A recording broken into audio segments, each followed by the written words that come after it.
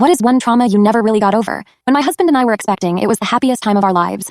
The house had never been so filled with laughter. We spent our free time poring over baby books and building our baby's playroom. Thanks to these gummies my husband had found, we didn't have to deal with any of the morning sickness or stomach pain stuff. Every night his hand rested on my growing belly as we talked about the life we were building and how lucky we were to have found each other. And that's exactly what we were doing when I felt the sudden pain in my stomach. At first I waved it off as just a bit of indigestion, but over the next 2 hours it got a lot worse and my husband could tell immediately. So we spent the night in the emergency waiting room. By the time I was seen by a specialist, the pain had become unbearable, and tears were streaming down my face. Then the screen lit up with the ultrasound for our baby. Usually it kinda looks like a cute blob moving back and forth, but this time it was completely still. I can still vividly remember the moment my doctor told us that our baby had stopped developing. I was in such shock that my first response was to ask, "Oh, that's okay, so when is it going to continue developing?" She just looked at me and said, "I'm sorry." All I could think about was how I'd felt so good, how everything had seemed perfect. And that's when it finally clicked. The gummies. The effing gummies. After researching the ingredients and confirming my theory, the guilt consumed me. It took a long time for me to stop seeing myself as a child on a liver. Our marriage hasn't been the same since, and it's safe to say we'll never try for a baby again.